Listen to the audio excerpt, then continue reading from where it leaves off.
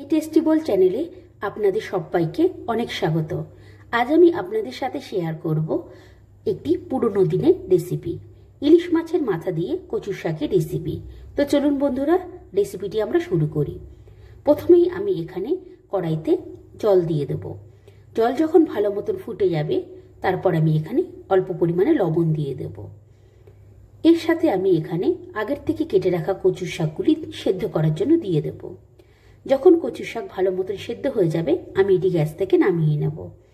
এরপর আমি অন্য আরেকটি কড়াইতে বেশ অনেকটা পরিমাণে তেল দিয়ে দেব। তেল যখন ভালো মতন গরম হয়ে যাবে, তখন আমি ইলিশ মাছের মাথাগুলি ভালো মতন লাল করে ভেজে নেব। এই সময় আমি একটু মাথাগুলিকে অল্প পরিমাণে ভেঙে নিয়েছি। যখন মাছের মাথা ভালো মতন ভাজা হয়ে যাবে, এরপর আমি ওই তেলের মধ্যে ফোড়নে কালো জিরে এবং শুকনো লঙ্কা দিয়ে দেব। ফোড়ন যখন ভালো মতন ভাজা হয়ে যাবে, এরপর আমি এখানে আদা এবং কাঁচা লঙ্কা বাটা আমি তেলের মধ্যে দিয়ে দেব। এর সাথে আমি এখানে জিরের গুঁড়ো এবং পরিমাণ অনুযায়ী লবণ আমি দিয়ে দেব। এবার আমি এই সমস্ত মশলাগুলিকে তেলের সাথে ভালো মতন নাড়াচাড়া করে মিশিয়ে নেব। মেশানো হয়ে গেলে এবার আমি এখানে পরিমাণ অনুযায়ী হলুদ এবং অল্প পরিমাণে চিনি দিয়ে দেব। আপনারা চাইলে চিনি ব্যবহার করতেও পারেন, নাও পারেন। এবার আমি এই সমস্ত মশলাগুলিকে ভালো মতন নাড়াচাড়া করে কষিয়ে নেব। কষানো হয়ে গেলে এবার আমি মশলার মধ্যে নারকেল কুচি দিয়ে দেব। এবার আমি নারকেল আর মশলা ভালো মতন মিশিয়ে নেব।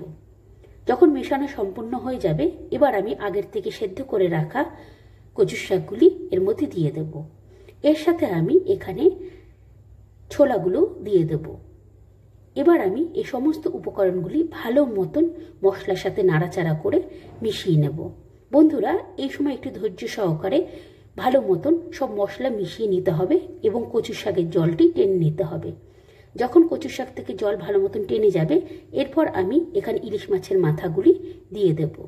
দিয়ে ভালো মতন নাড়াচাড়া করে আরেকটু আমি কচু শাকটি শুকিয়ে আনব। যখন ভালো মতন শুকিয়ে যাবে, তখন আমার রেডি হয়ে যাবে ইলিশ মাছের মাথা দিয়ে কচু শাকের রেসিপি।